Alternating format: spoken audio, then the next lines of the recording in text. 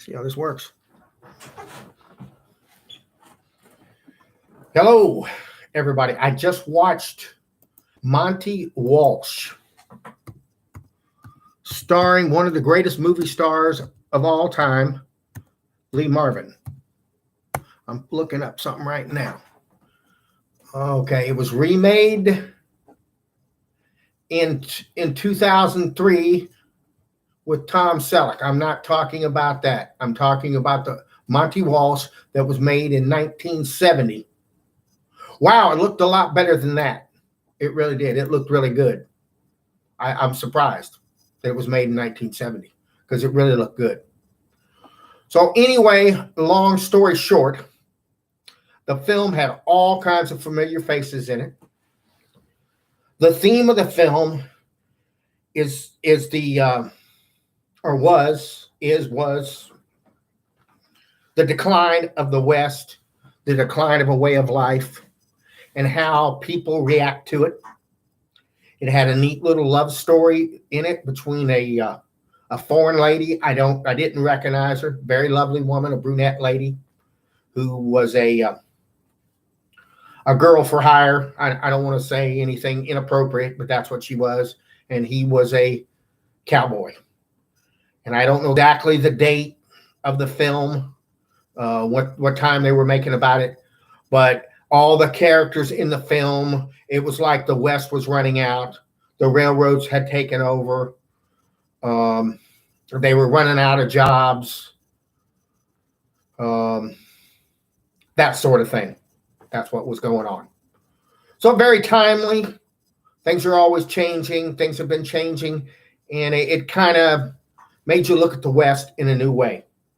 I would describe it as a revisionist Western rather than a traditional Western. So they took the Western themes of friendship, good times, fun. There was a great scene of horse training in it, several. That was a part of it. But yeah, I mean, if you boil the movie down to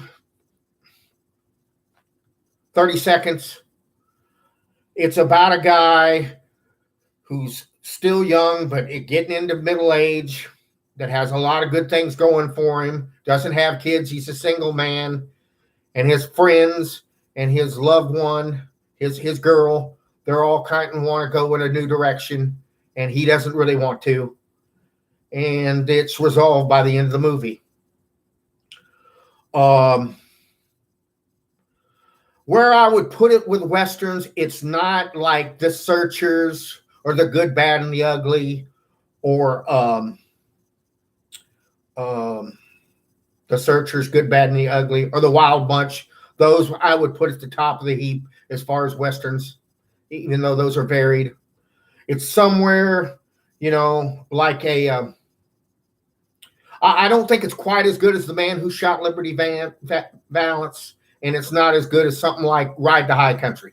It's not quite in there, but it's sort of in that genre, because you definitely have a strong theme about the changing of the West, which it does very well. It has a very good love story, and it's very slow paced. I didn't like it the first time I saw it. I was bored to tears, but I liked it better on the second viewing. I do own the film. I got it somewhere on an internet site called the Internet Archive. I don't know if you're familiar with. I don't want to get myself saying anything, but I did get it, and I still have it in my collection. So if you're interested in Westerns, it's a great film to watch. If you're not really into Westerns, you might be bored. If you like slow moving character studies, this is for you. Thank you very much.